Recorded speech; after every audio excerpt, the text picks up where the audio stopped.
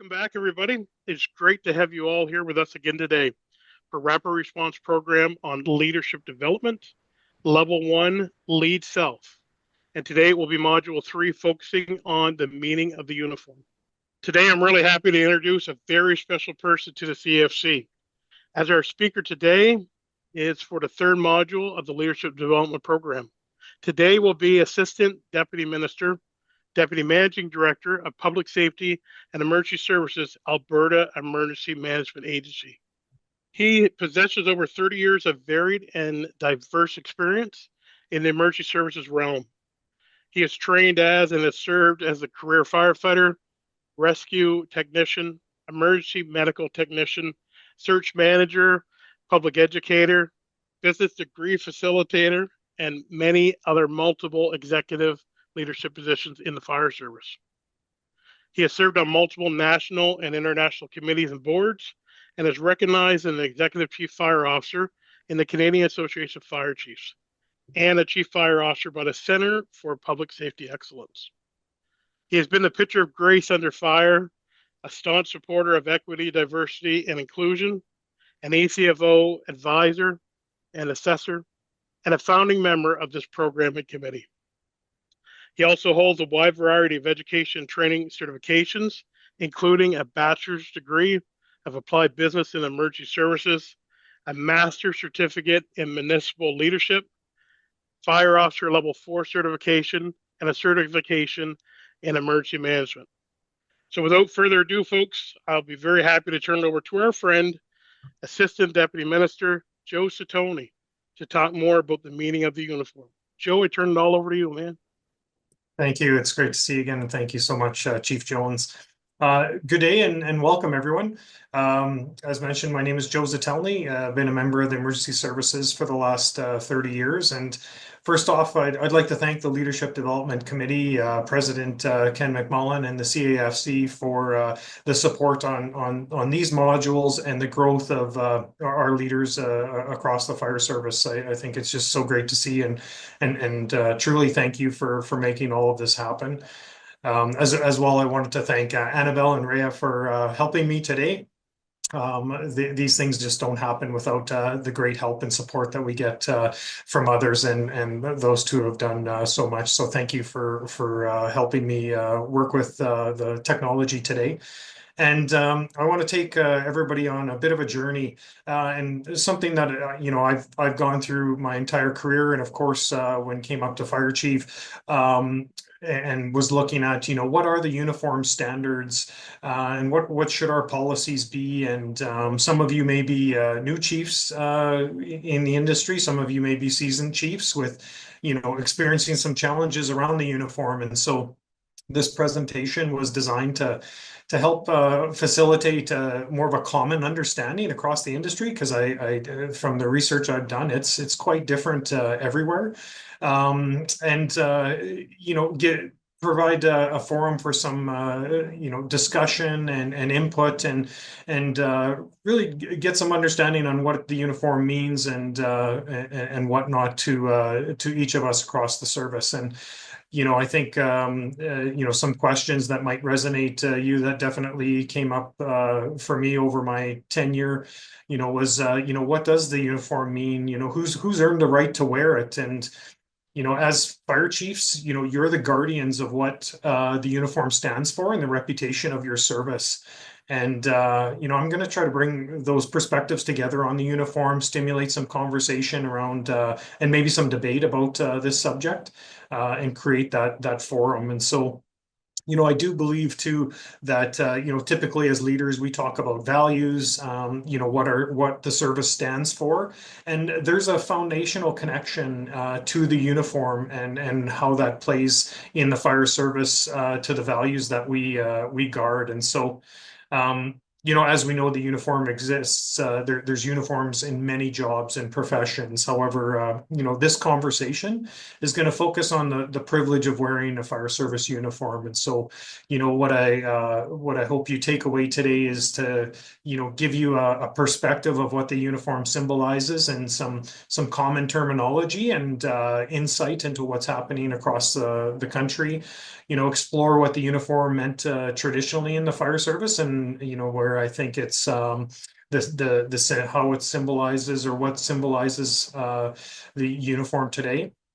And then just understand some of the challenges we face. Nothing is black and white, and I think if anything, they give you the job and then you find out what the job is as fire chief, and there's all sorts of challenges to your leadership. And so what I did do as well as I contemplated on a discussion around like flashes and crests and the Maltese cross, but chose just to mention that as those are identifiers for branding of the uniform. And I think I did include an interesting link in the references to stimulate some thoughts. I've heard very different versions about flashes and crests.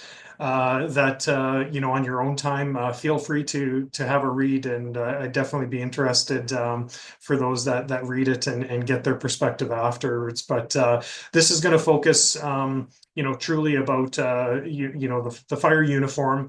I'm not diving into like NFPA standards or the importance that uniforms provide for safety. In that technical sense, it's really about what does it mean to wear the uniform and what does that mean to the service, the profession, and the public. So with that, next slide, please.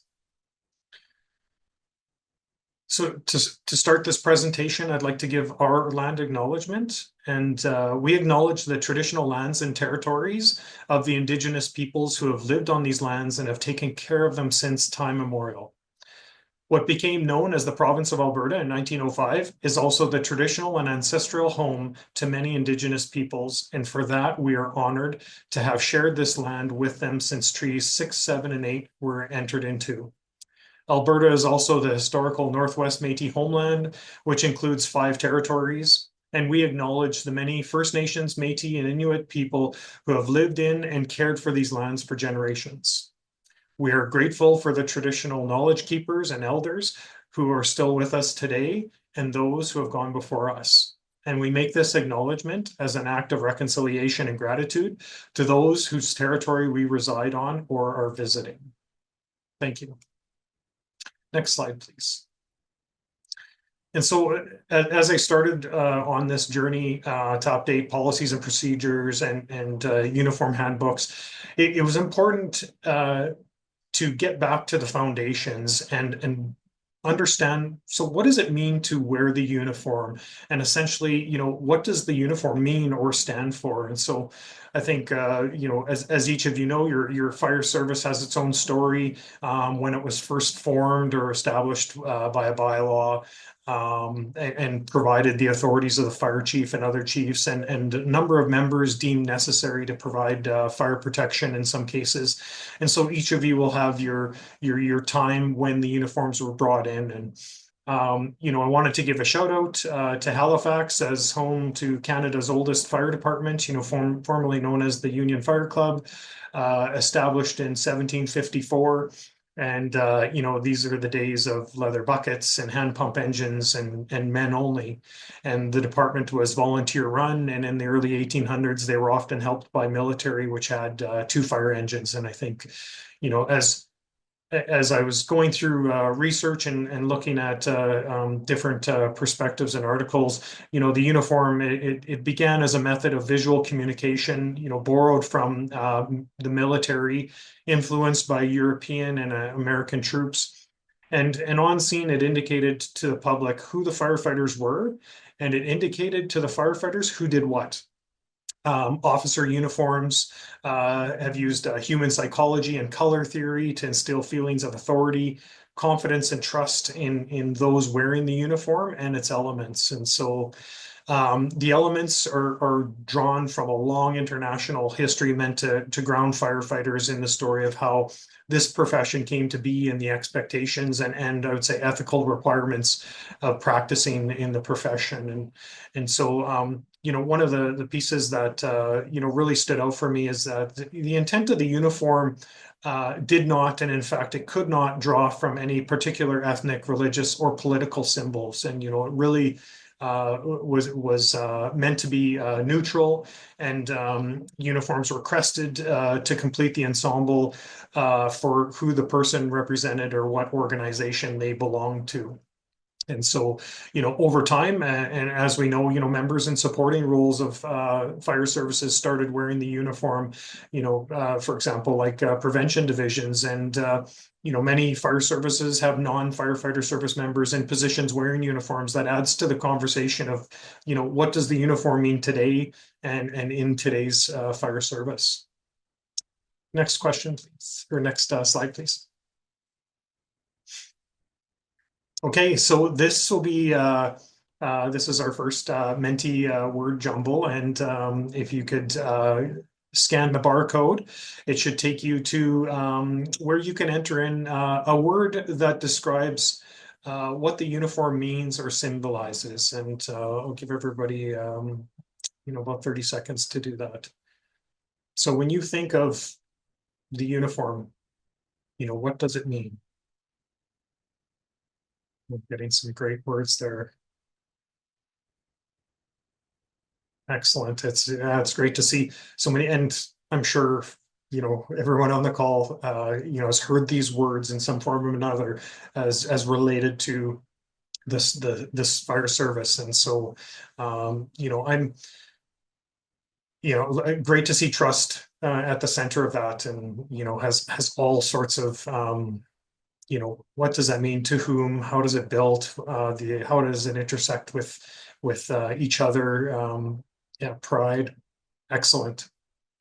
So I'm going to move into, as I moved along this journey, I'm going to move into some examples of made up of elements that I've heard in the fire service, and right from firefighter to chief, and what I believe the public expects when they see the uniform, and how it does intersect with our history. And so I see a lot of common words that move through to the presentation that I've designed. So and Annabelle, if you could move to the next slide, please.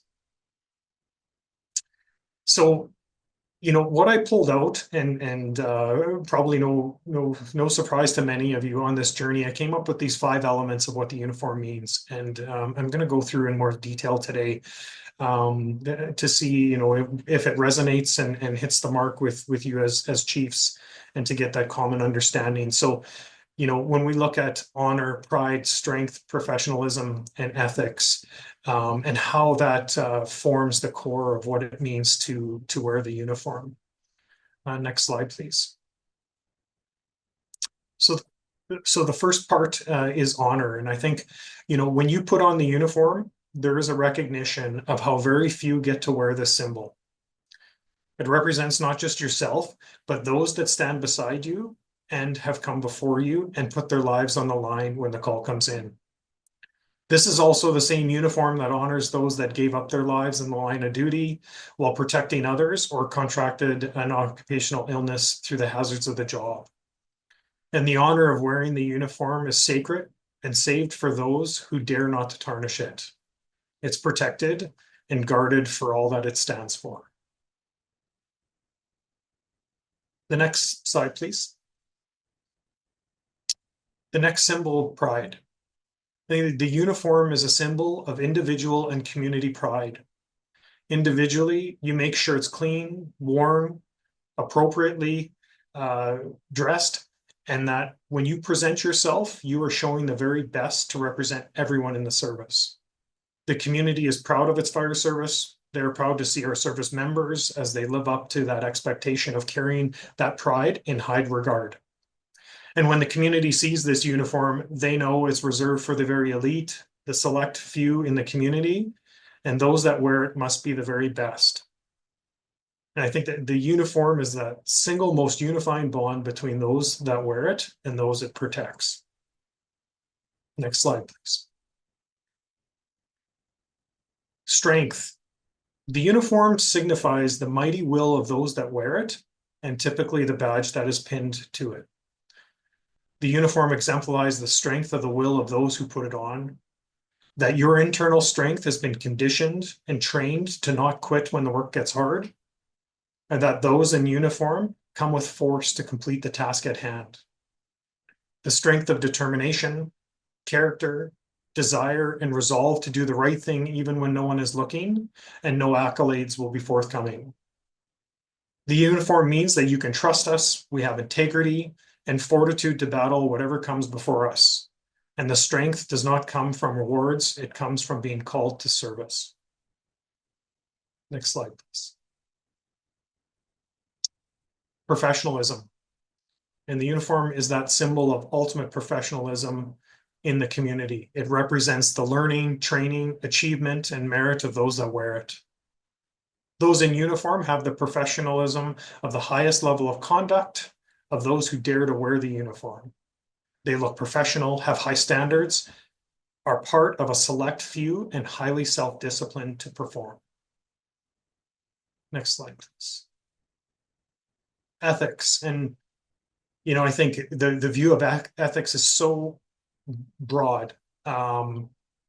So I wrote this to have it speak to each of you, to be able to list your lists. And I have for those of you that are interested, I included the link to the IAFC Code of Ethics for Fire Chiefs, which I think is a really nice document for fire chiefs to read.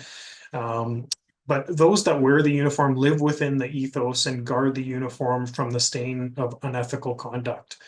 And I think ethics is the core in all that is good for which the uniform stands. And that ethical conduct is what every uniform wearer strives for every time they put it on.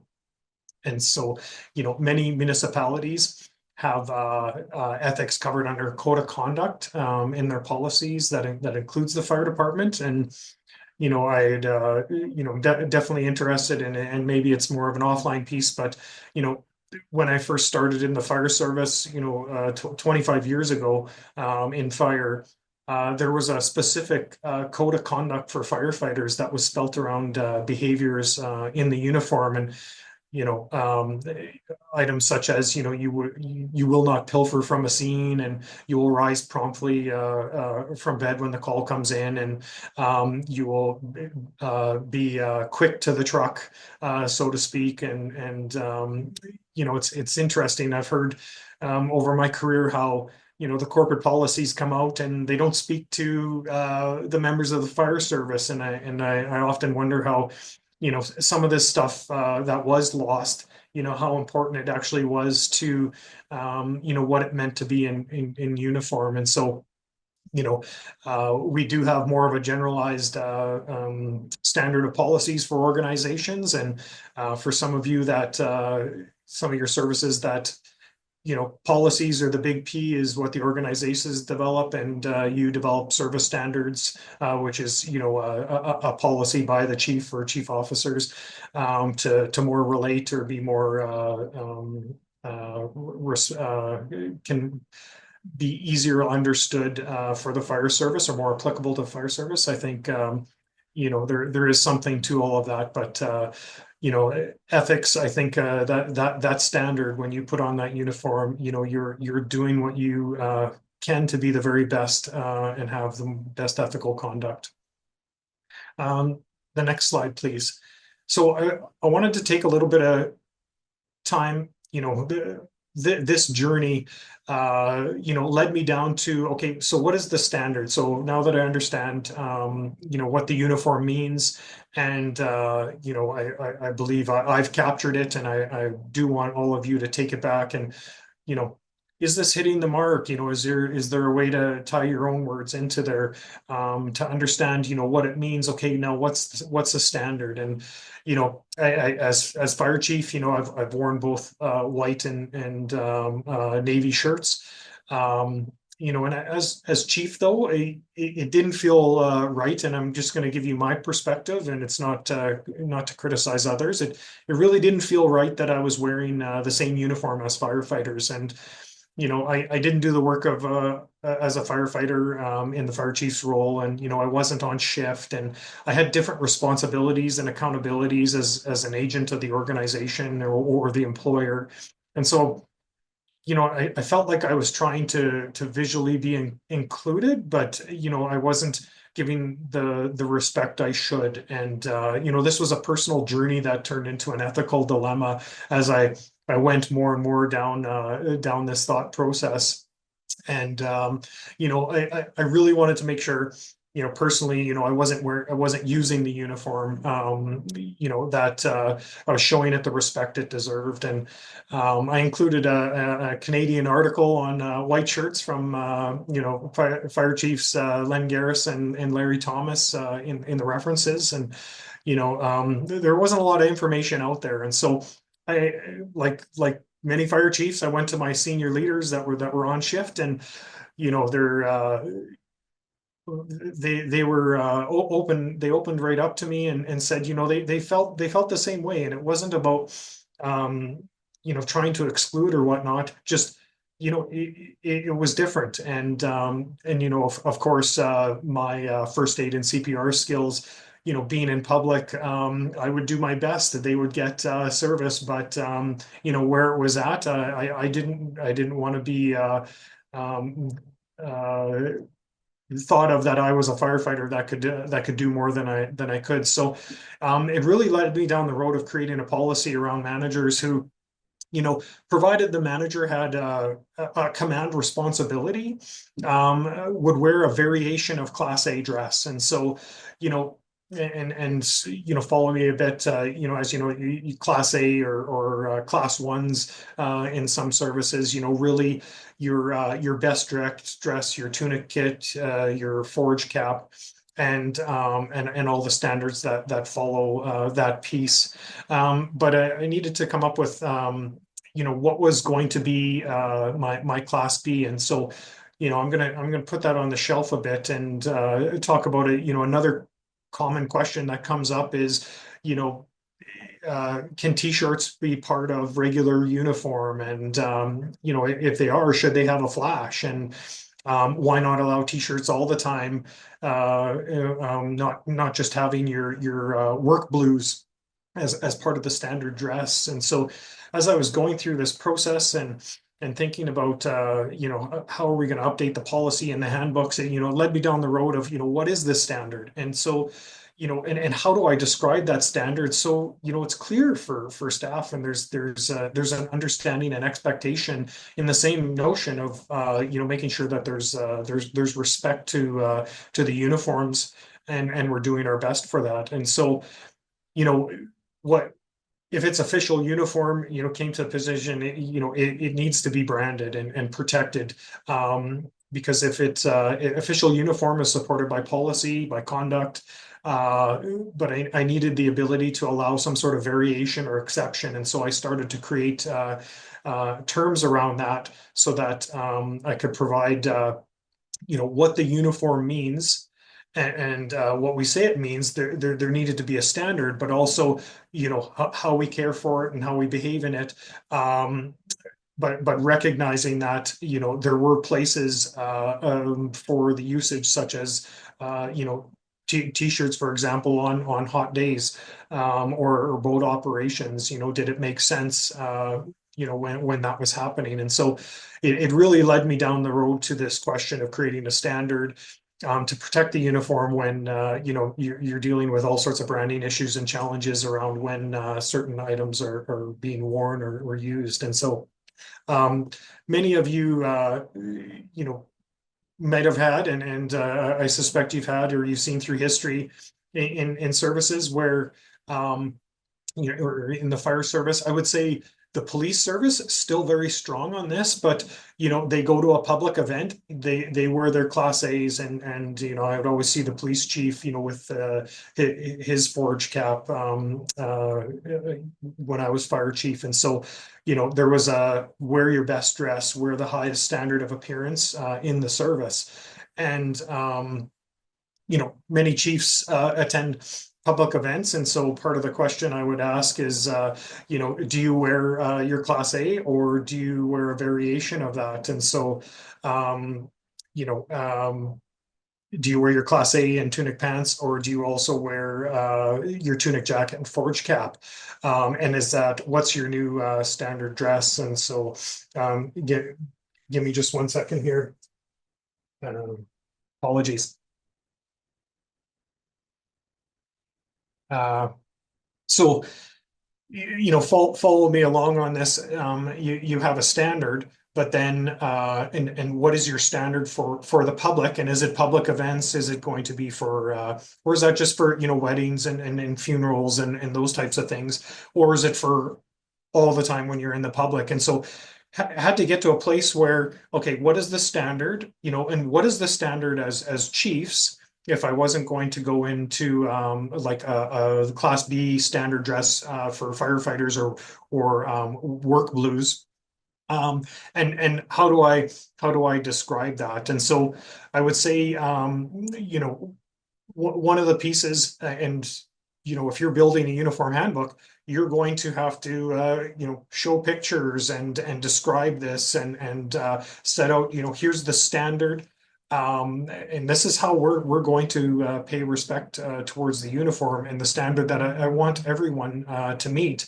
And how does this incorporate into, which is sort of your next place, if you're creating a standard around work blues as your class B, that's your standard on duty daily dress. Well, how do you bring t-shirts into that? How do you bring golf shirts into that? And so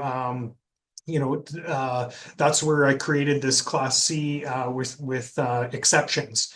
And so those are exceptions to the rule or exceptions to the standard, or you can look at it as I'm going to we're going to provide a way to deviate from the standard. Our standard is high, but there's places where we're going to be reasonable around that because it makes sense for the work that we do. And so creating that exception helped me classify where all these pieces fit in when it comes to the uniform, how it should be worn, what should be worn when, and then of course you get into further conversations around mess kits and other uniforms or other pieces of clothing the department buys, and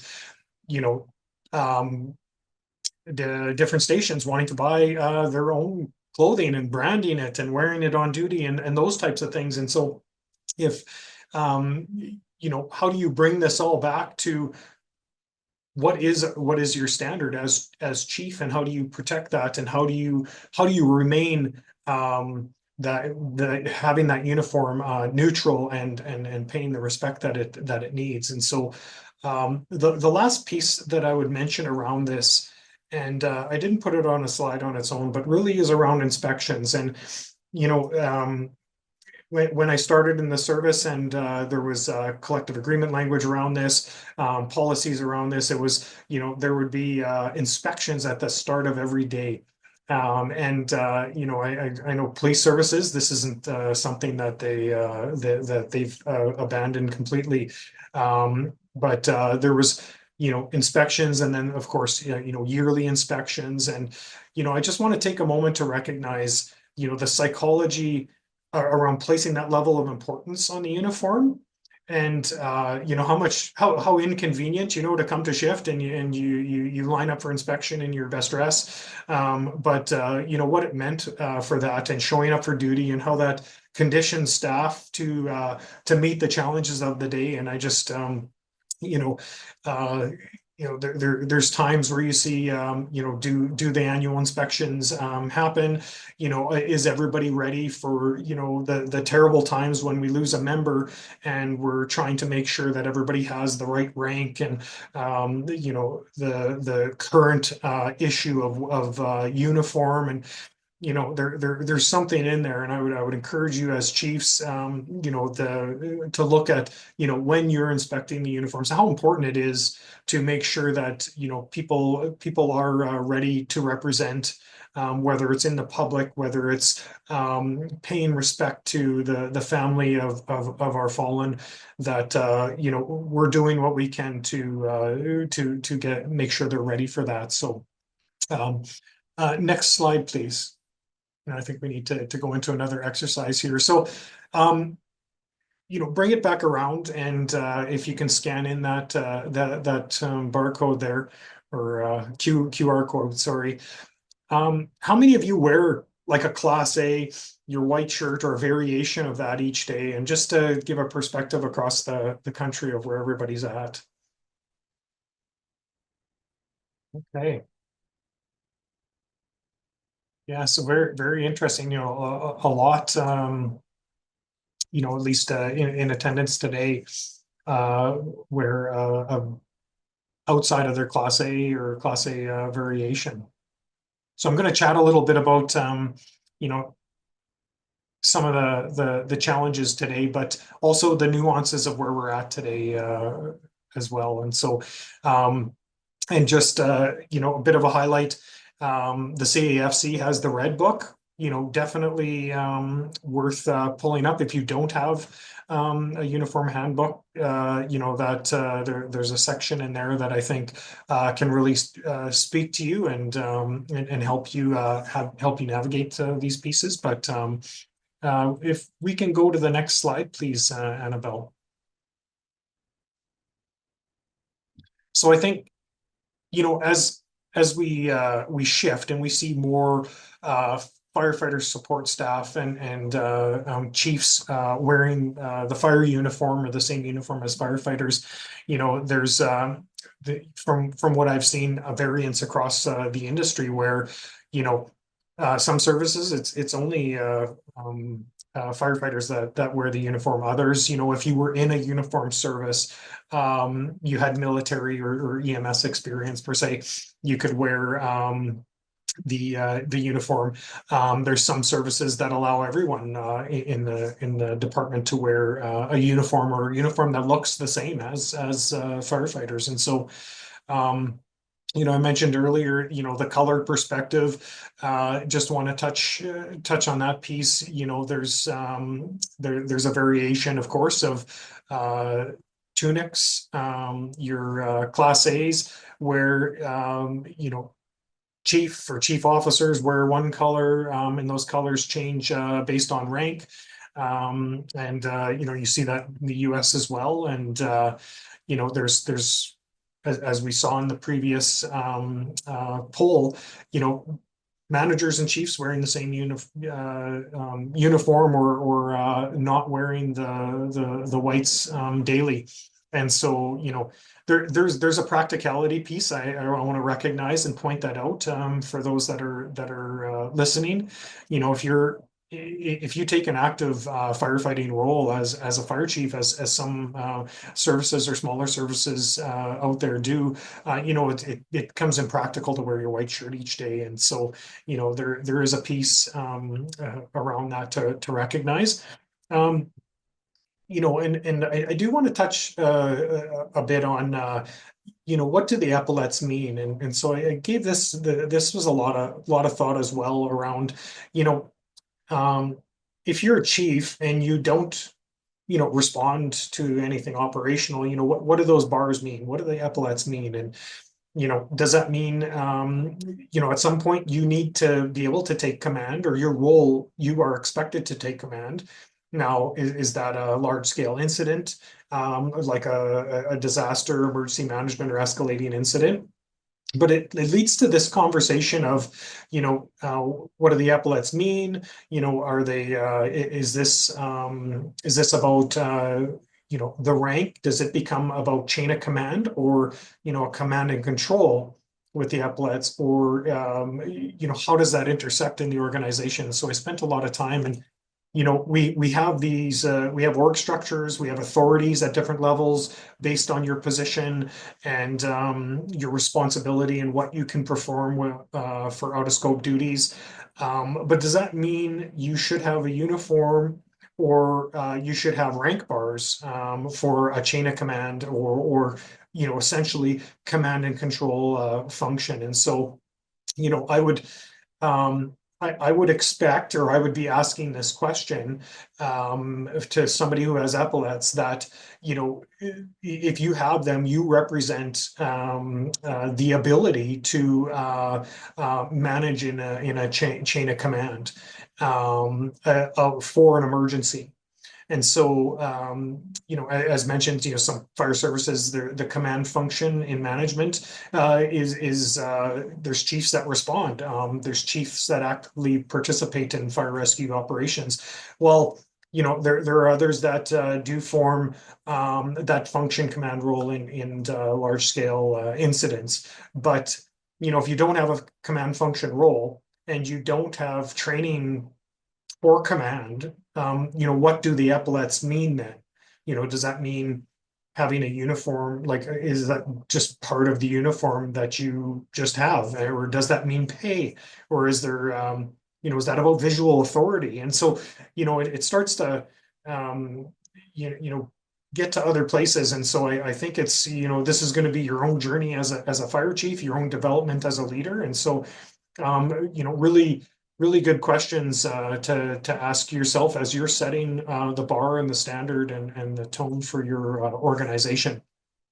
And so, the one thing I did, I also wanted to add to this, that, when I was traveling out to fire stations in the multiple previous roles that I've had over my tenure, which is, 17 plus years in management of fire services, everybody who wore the uniform, frontline or support, really was proud, and they wore that uniform, and exhibited the values of the service. And we have great people across our fire services, and I think for a lot of people, as we know, it becomes an identity.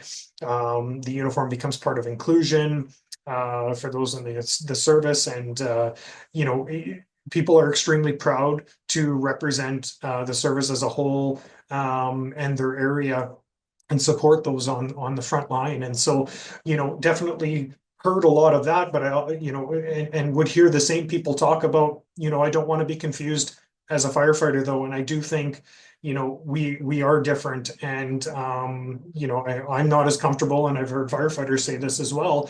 We're part of the meaning of the uniform, and what it means to firefighters is that it's becoming lost when the uniform is given to those that aren't building, aren't giving that sacrifice and whatnot. So, this takes us to definitely challenges today, of course, that all of it, like many chiefs, will deal with at some point. And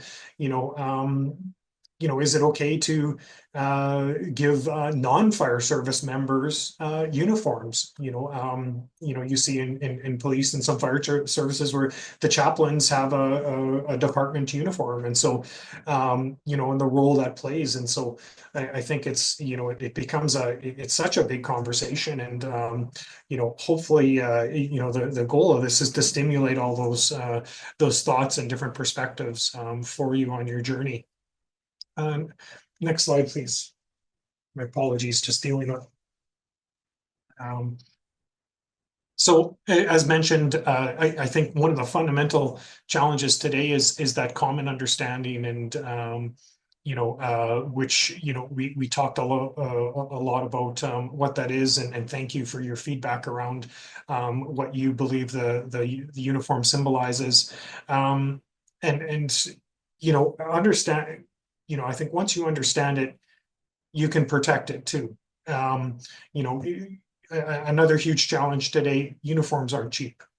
and if you want to go down the road of badges, which is, I think a significant symbol of honor, that's not cheap to do either, especially in a larger service. Um, not replacing uniforms, because there's budget challenges, or, not inspecting them. Well, let's not inspect, then we don't have to do a whole bunch of replacing and all of that. I just think, you're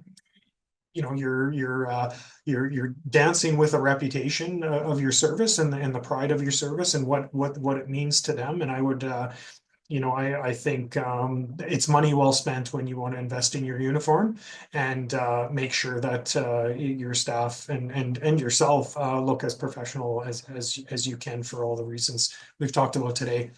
Um, one of the challenges I would highlight here, and as we mentioned a few, but should the uniform be decorated? And it's an interesting conversation, because you know traditionally, you wear poppies, you of course wear your medals and whatnot, and then ribbons come into play, and where do they fit on the uniform? But what about observances, or community recognitions, and um, you know you as leader, the pressure you're under to demonstrate that you support something.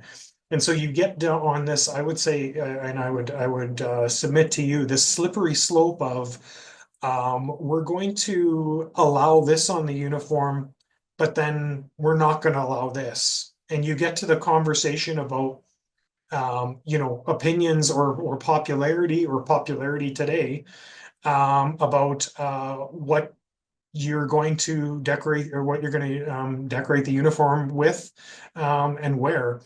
And I would also put this thought to you is, and ran into it as a senior leader in the fire service for the last 17 years, as I mentioned. Um, there's people that support causes. There's people that don't want to wear certain things. And so when you say yes to something, and of course, do you make it mandatory? That's the next question. And if you don't make it mandatory, what does that say about the people that don't wear those things? And are you creating now a divide? Are you creating a uniform that is not inclusive anymore, because it's now favoring one direction over the other? And you could take a lot of parallel global political things that are going on, and people can make arguments of why one should be supported over the other.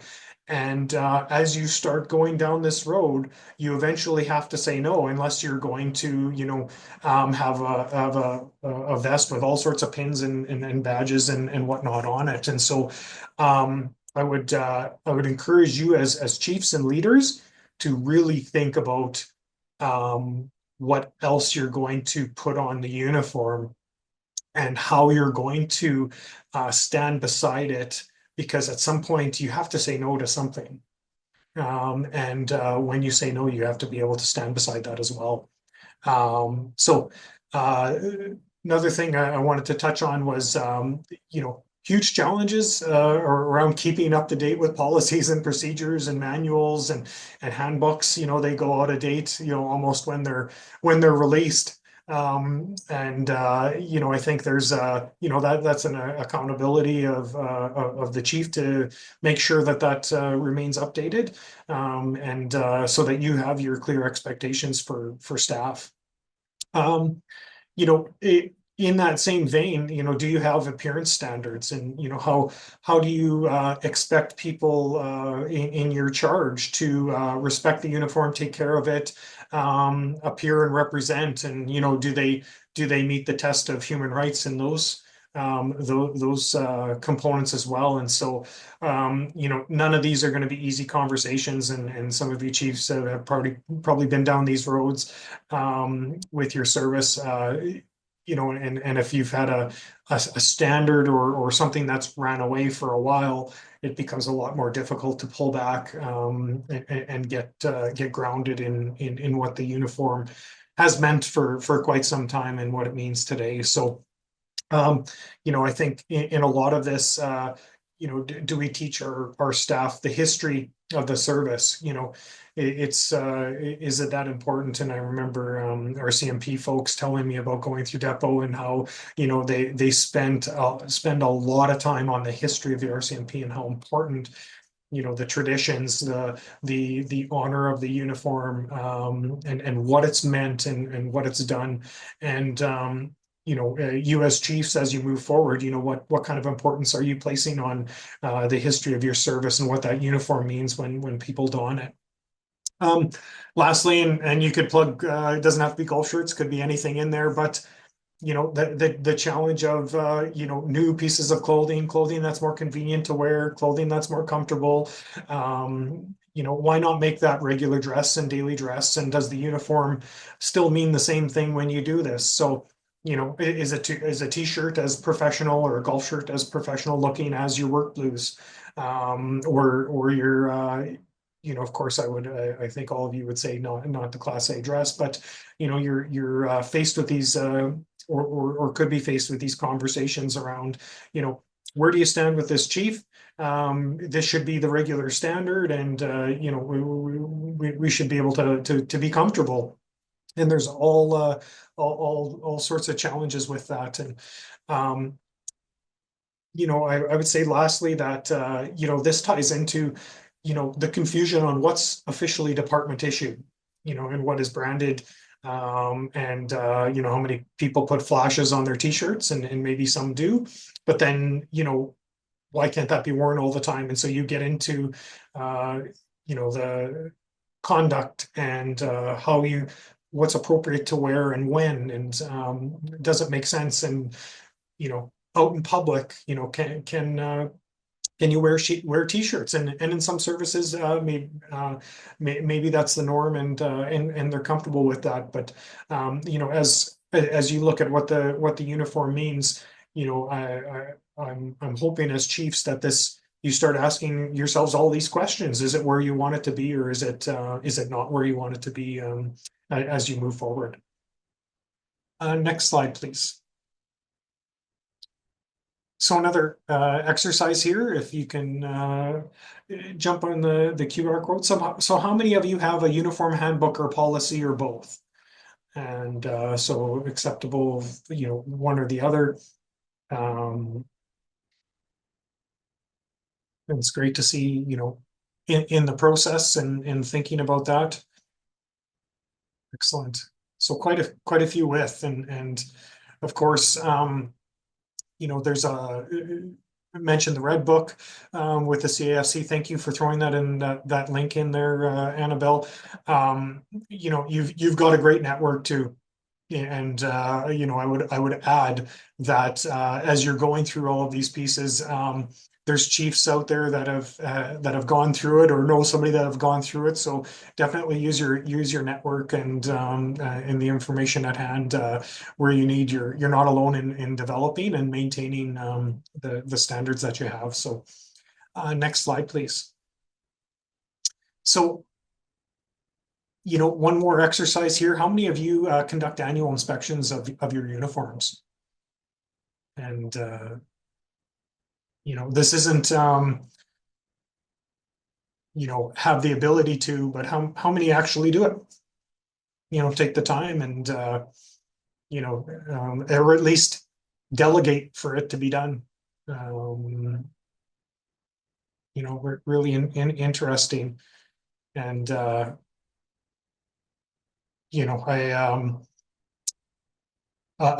would say going through as a firefighter, and even starting out as a chief, really didn't appreciate the importance of those inspections like I do today. And on the very least, making sure that one of the thought processes out there was, let's do an inspection in June, so you could order everything July, August, so that when the Memorial Days come around in September, you had people that were ready, current, had everything they needed so that they could attend the events and pay our respect to fallen firefighters and in September and whatnot. And I just think there's something to that and the importance of that. And I hope today gave you some of that as well as you move forward. And so let's go to the next slide, please. And so the last, to bring it all together, I want to say like the fire uniform, it's a symbol of those that put themselves over others, and it's that service over self.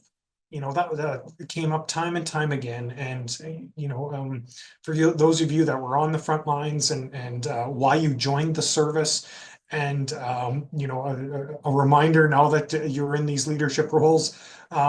It's those that push themselves to the limits physically, mentally, in difficult and critical situations. And I think one thing you see time and time again, like everybody sticks together, and they don't stand for it to be sullied or attacked. An attack on one is an attack on the entire service. And so you know um, we're trying to continue to build that, um, and make sure that it's protected, and we protect the reputation of the entire service with that piece. And I think the uniform itself, it's reserved for those with pride, honor, strength, professionalism, and ethics. And I think that's demanded by the people we serve. They expect that, and I know many of you can plug your own words into there, and with similar meanings. And lastly, I would say, as chiefs, we're holding our staff to a high standard, to reflect this perspective, to guard and maintain the reputation. Um, and at the same token, they should look the part as well, and not replacing uniforms. And I know I touched on this previous, like you want people to be proud. And I know there's pride out there. I've watched people shine some trucks that wouldn't be in service in other departments, but that pride is there, and and they dig deep and they support. But making sure that they're supported as well as chiefs, and recognizing that there's a whole host of challenges when with the uniforms and the uniform in the fire service. So I would ask you, what does it mean to you in your service?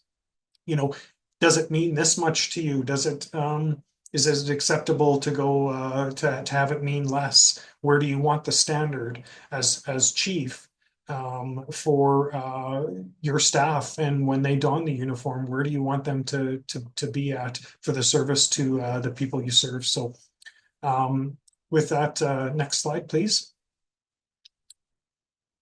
And I'll just put a few final thoughts from this journey, and from my perspective is, how you treat the uniform and the meaning you place behind it has a direct correlation to self-discipline.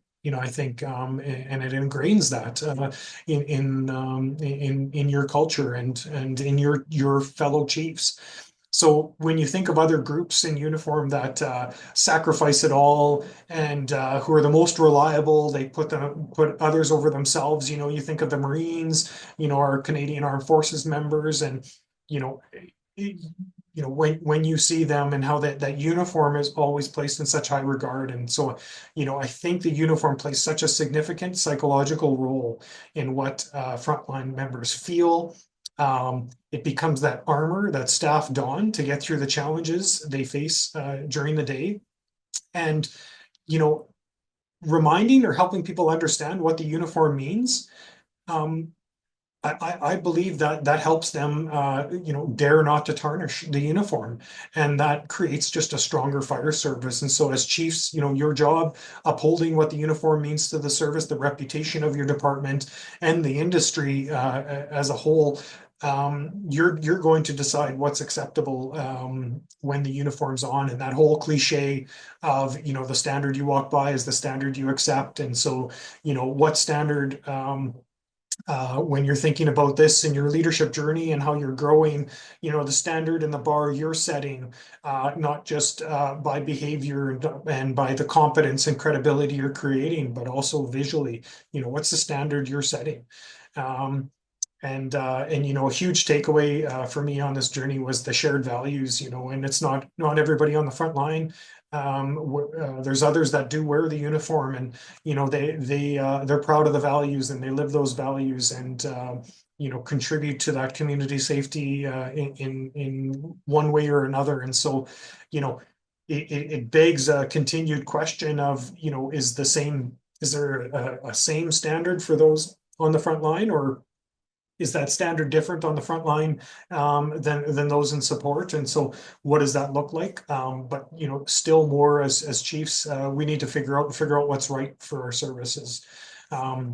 Next slide, please.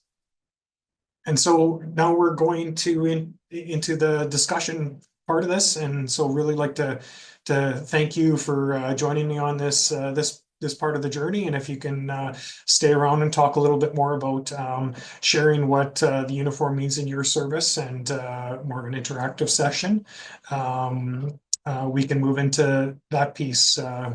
Is there anything else, Annabelle, we need before we transition?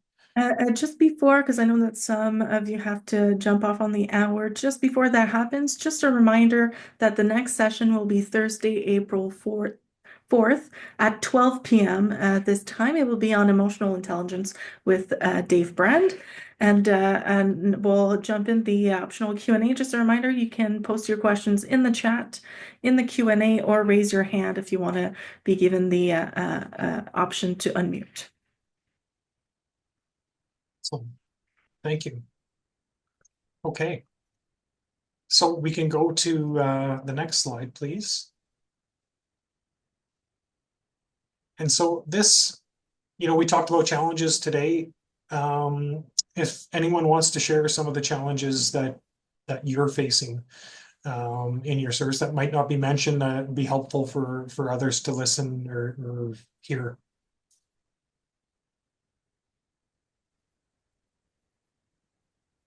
I've put up my hand, but I'm not sure if it's been tagged. It just says that the chat is disabled. So Yeah, go ahead, Deborah. By all means, go ahead. yeah, I just wanted to note that the chat is disabled, so people who may want to or just should clarify that. And I was just going to maybe throw in what you haven't maybe kind of, and maybe I missed you touching on, is the challenge that composite departments have in terms of capturing uniformity in presentation, just again from a budgetary perspective, but also just from an optics perspective. Can you give me a little bit more of that? Like, so different uniforms for composite staff members, or? Yeah, like from a composite perspective, as our career staff is issued, obviously Class A and Class B uniforms, but for the turnaround on our auxiliary ranks, our paid on call ranks, the turnover is quick, and so there's a hesitation to invest. And then there's also the distinction when we do attend certain, like, say, Remembrance Day ceremonies. Career members, want to be acknowledged sort of just, separate from paid on call, but with not taking away from that paid on call service. But we're looking for kind of a distinction there. And it is an interesting piece that's come up in conversation. What do they wear? How do they wear it? They're not necessarily issued the same type of uniform we are. And where does that line get crossed? Right. And you bring it back to, I always start, what does it mean? And are you taking away some of the pride that those members, feel, or creating, a subclass just because they're not full time? And yeah, and I recognize, like, there are budget challenges. That's a real thing, and I would love to give members badges and their own specific numbers and all sorts of things in some of the services, but it just at $200 a pop plus, it becomes quite a cost and impact when you're already having trouble replacing uniforms and keeping the stuff in good condition. So, I think that's something that you, you have to wrestle with, and I'm not going to pretend to be the expert on those things. On budget management, you got to put your money where you're going to get your best bang. But if they're wearing the uniform and they've got that pride, and how are you leading them through some of those challenges? Or do you go to council and say, we need X amount of budget because these members, they fight fires, they contract occupational illnesses, they work as a team, they need to be treated like others, and go down that road. But definitely a challenging one. I'm going to jump into some of the other challenges here, and sorry, Chief, I probably didn't help you on that, but I do recognize that's not an easy journey. Recognition days, if you do it for one, you do it for all. It's a slippery slope. No, I appreciate you addressing it. It's a complicated issue. I'm certainly not, I appreciate the feedback. Thank you. Yeah, and I would encourage, there's others out there that are probably having the same challenges, or have something similar, or have dealt with it. Please, make some connections. And Annabelle's incredible. If questions come in after you don't have email addresses or whatnot, we can make those connections to each other. But promotion of non-fire staff into senior leadership roles with afforded uniforms and rank. Such an interesting conversation. And, for me, it becomes, I go back to that piece of, do they have a command and control function? Because you could walk down the road of, was that role always uniformed or wasn't it? And, why was it uniformed? And there becomes a privilege piece, or, are you giving it to one person but not giving it to the other? And that's, well, because they were in EMS, we're going to give them a uniform, but outside of that, we're not going to give them a uniform. And so you get into this whole how do you anchor yourself to an integrity made a decision made with integrity on who should have one or not. And so I really roll it back to, what do they play an actual command and control function in the organization? I'm personally, I'll just, I'm not a believer to give a uniform to somebody to feel respected, or because they're not being respected because they don't have a uniform. I think that's that's a different challenge. And what are you doing to the uniform if you're treating it like that? And so if they have a command and control function, they are going to be expected to take a leadership role during some type of emergency. For me, they get a uniform and they get bars. But if they don't have the training, and they don't do that, then I have the question, well, why are they in uniform? And that's just the journey, because I was trying to anchor decision making to some sort of post that I could repeat, and that would be fair, because if you're making the decision for one and not the other, it's another road that becomes inconsistent, or can be discriminatory or unfair. And so the PFAS issue, of course, around turnout gear, I'll try to go through these a little bit quicker.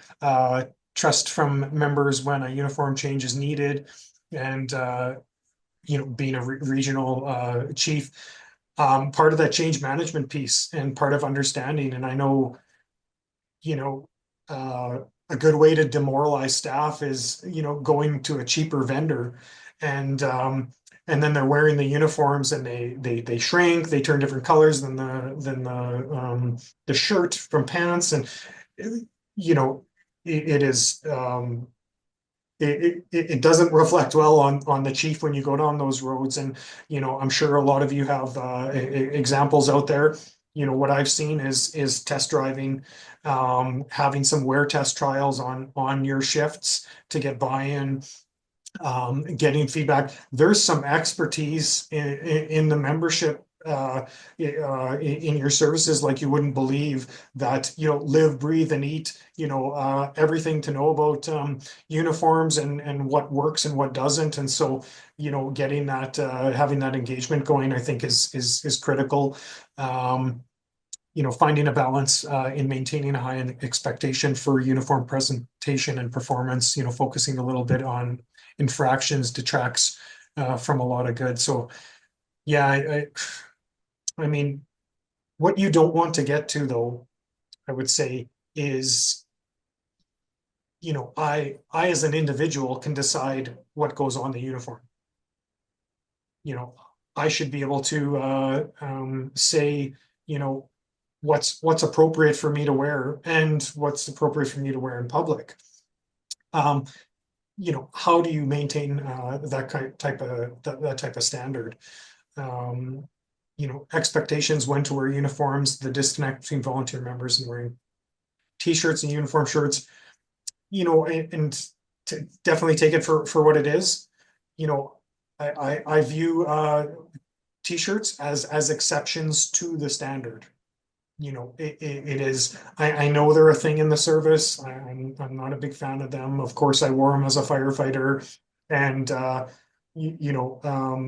challenged the standard when I was a firefighter too.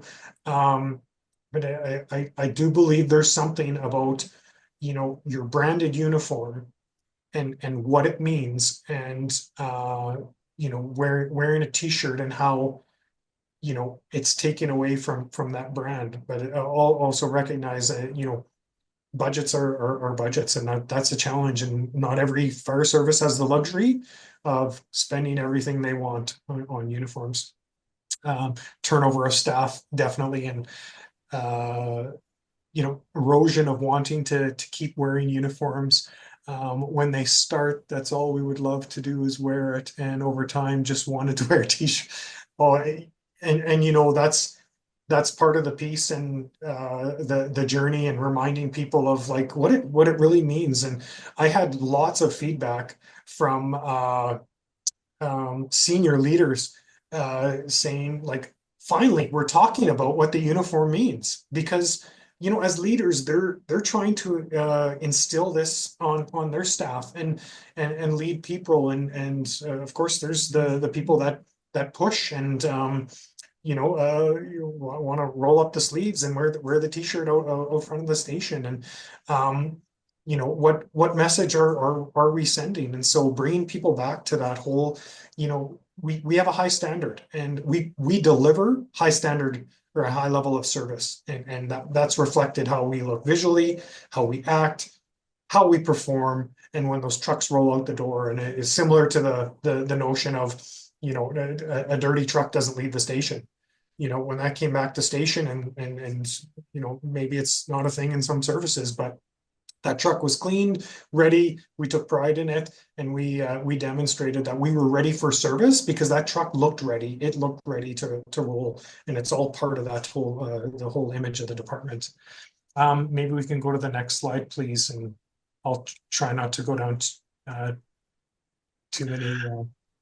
Chief, we also have some questions. Oh, sorry. Yes, thank you. Go ahead, Chief Jones. Yeah, thank you for that. Just two things, Joe. I noticed that in our screen we have Christine there with her hand up. You might want to answer her question first, and then we have a question in the chat. I'll come back and read to you here momentarily. Sure, thank you. Go ahead, Christine. Hi, I'm an instructor at a college that teaches firefighters and paramedics. And one thing we've really struggled with is getting our students to learn the respect of the uniform and learn how to respect the uniform. Do you have any suggestions or ideas or thoughts on that? Oh, thank you for that. And I do think there is a piece of this where, what the uniform stands for essentially is tied into your history, and that's going to be different with each service. And for a college, of course, you're preparing people to enter into a service, and you could go down, of course, the roads of whether you're in uniform or not, people know who you are and what you represent. Your neighbors will get to know you, all of those things. But I would also say that, understand that how you respect this uniform and how people have built the reputation of this service and have literally died for others, is a direct reflection of how you're going to treat it. So if you're going to treat the uniform poorly, it's not just me, your supervisor, or others around you. It's the entire service that the disrespect comes towards. And so I think there's a piece where you can make those connections to what it means to join a service, and how important the history of and sacrifices have been to get the services where they are today. So yeah, thank you for that. Thank you for your answer. I appreciate that. And Right on. Chief, I think over to you. Yeah, no, perfect. Thank you. So one question that came up in the chat is, do you believe that our formal uniform must be immune from non-traditional decorations, i.e. different colored epaulets or colored armbands or special edition pins? What's your thoughts on that? Oh, yeah, and I've been down that road, and I wore pins, and then I was confronted with the question,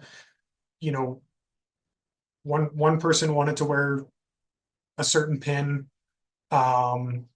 and somebody else didn't, and what was right and what was wrong. And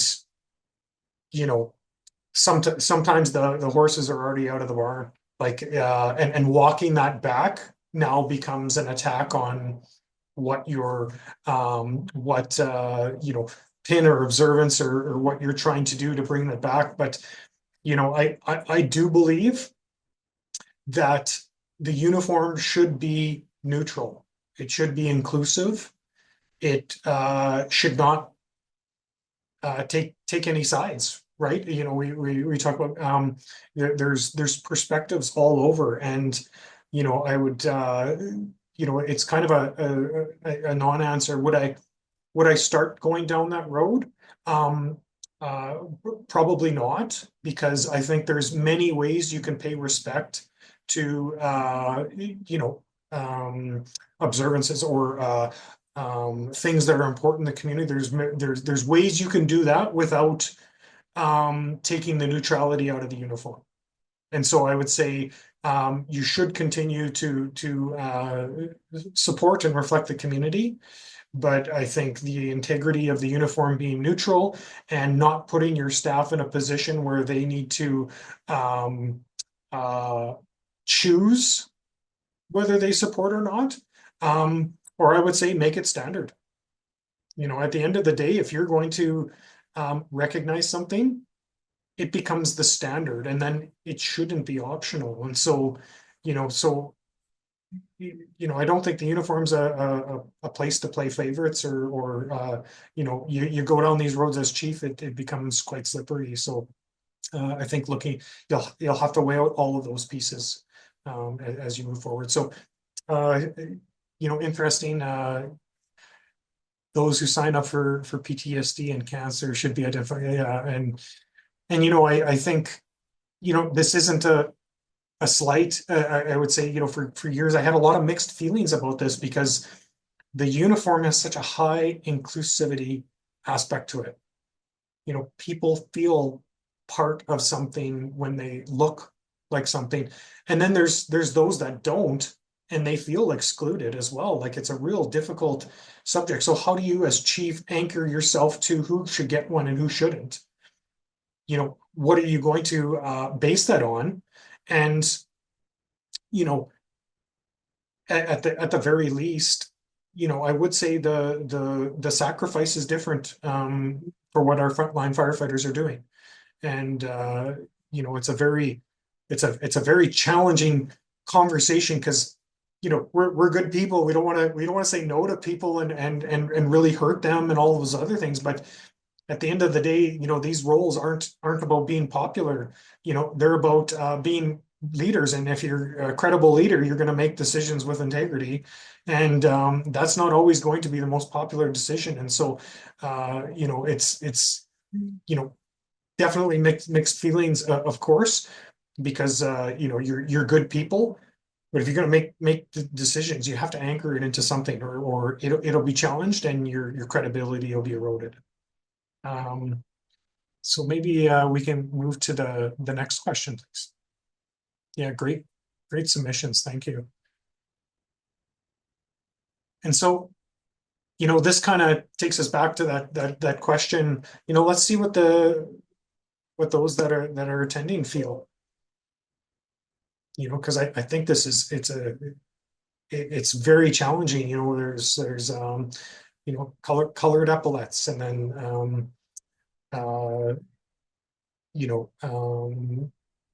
I've worn Indigenous pins and whatnot, because we want to show our respect and our support. But on the flip side, and there's a great point. I've heard two comments, and it wasn't to take away from, I have respect for the Shriners, but our tunics are not that.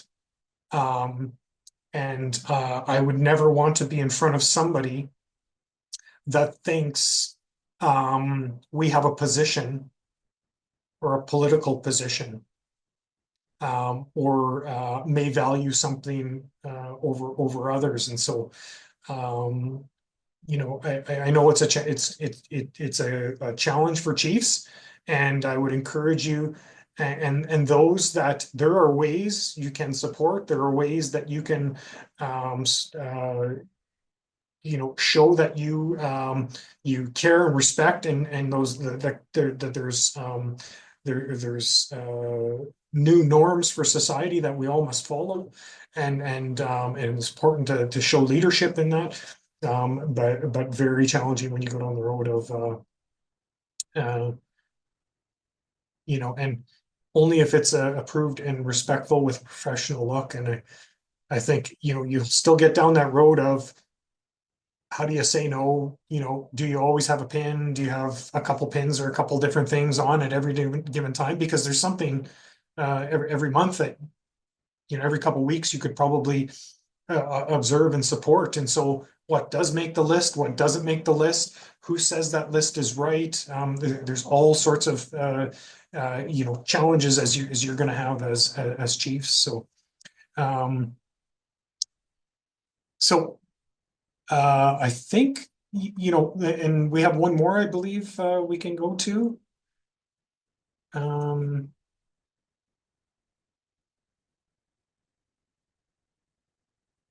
And just, where are you at? There's no right answer. Do you think chiefs should wear a different uniform? Should they be in Class A's? Should they be in, there's I know chiefs that are happy with a golf shirt. So it's not I'm not here to criticize or judge. I'm giving you a perspective and a journey. And there was a time where I debated wearing taking my forge cap and my tunic, and I'd wear it for council, or I'd wear and then we'd have a public community event, and so I'd wear my white shirt, but I'd wear my bomber jacket because it was warmer and it was crested, and so you get into all of these pieces of what is the standard. And I think one of the worst positions you could be in as chief is have a standard, and even you're not following it. Why have a rule if the chief doesn't follow that rule at all? And if you're not following the rule, then okay, well, the chief doesn't follow it, so why should anybody else? And you start on this slope. So there needs to be some sort of standard and expectations, and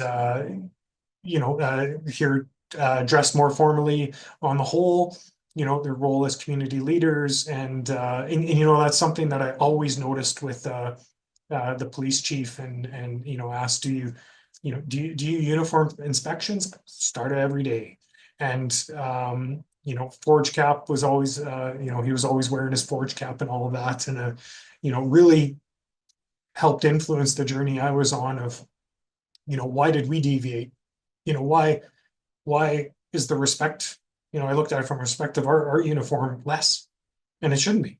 And so, huge point, wearing a white shirt and responding to calls. I get it. I get it.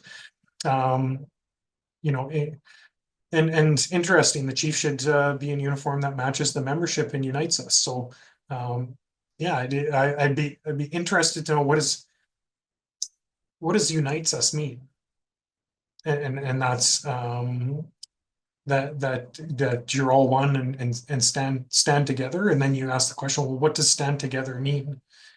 And you get to a lot of conversations on what does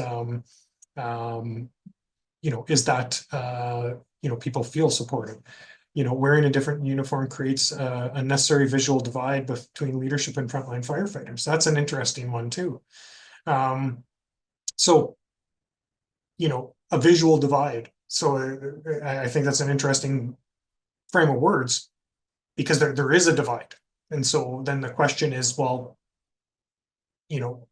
why are we looking visually the same? And so are we looking visually the same?